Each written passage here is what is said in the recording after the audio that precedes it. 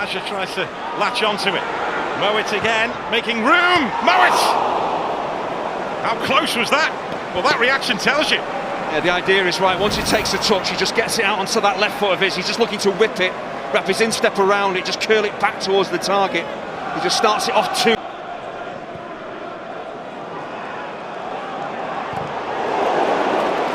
Bellingham almost put Palmer in a spot of bother. This is Patrick Roberts, driven goal with Mayo Sheesh. Palmer gets down to it, but he couldn't latch onto it. Bellingham did, but the goal is ruled out for offside. And Palmer will be relieved. Oh, they're so lucky to get away with this, Palmer and West Brom. Just as they were starting to force the issue. He just takes too long. He's laboured in possession, he's closed down. And then he's just very lucky to escape when the initial shot comes in. I'm presuming they're saying Bellingham is offside, but that is an incredibly tight goal. There's Clark. Clark will bounce back to his feet. The advantage played by the referee. Now Roberts. Huggins is ahead of him. Patrick Roberts slaloming his way through. Then he took a heavy touch. Then he goes down. There's plenty happening there, and the penalty appeals are waved away. There's a bit of afters too involving Malumbi and Patrick Roberts. And Darren Bond with a bit of sorting out to do. Well, the referee does well to play the advances for Clark. There's a brilliant run off the ball from Huggins that opens the space up for Roberts. The ball just seemed to get away from Roberts once he got past Kipre. And Malumbi does seem to places. Roberts, it's O'Sheesh, denied by the woodwork. Clark on the follow-up, and Palmer. Did he get a touch on that? Well, goal kick is the decision, but he was flying across his goal. But Sunderland are getting closer. And again, you get the ball to Patrick Roberts, things happen. The positioning of O'Sheesh in between those West Brom defenders, outstanding.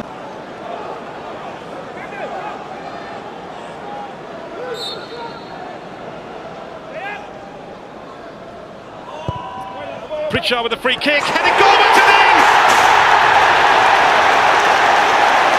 Dan Ballard making contact and making sure that Sunderland blast away through West Bromwich Albion. Albion undone by a set piece. Well, West Brom are a big side. They're a difficult side to score against with a set piece, but Ballard does exceptionally well because he's beyond the near post. There's a lot of pace on the ball and that helps him, so he's trying to just redirect it to guide it. And a slip from Townsend. There's Pritchard. Townsend committing the foul, but play has been waved off, and a chance here now for Sunderland to clinch it on the counter-attack, which they do in style by one of their own, Dan Neil. It's a devastating counter-attack which leaves West Bromwich Albion devastated. Well, Mike Dodds on the verge of 3 precious, priceless points. And for the second game, West Brom get caught out by a counter-attack. Yes, it's of their own doing. They have a set piece, they don't keep it alive. The slip from Townsend is crucial, but Alex Pritchard's vision, awareness, experience here is brilliant. He looks as if he's running down a cul-de-sac, running into West Brom defenders, but he's always seeing Dan Neil to his right. The flick with the outside of the boot is sensational. He's there to close down to pick it up. He has a little look initially, and he just draws all those West Brom defenders who are suckered in. The finish from Neil, exceptional.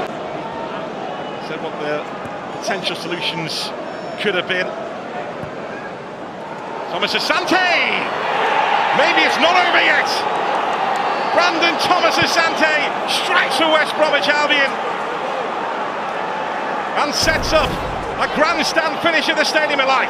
Well, this is what the Championship could do. 2-0 down, you think that the game is over. But the quality of the ball in the movement from Thomas Asante, looking at Luke O'Nien, and he's kind of watching the ball. He's not dropped deep enough. That ball goes over his head.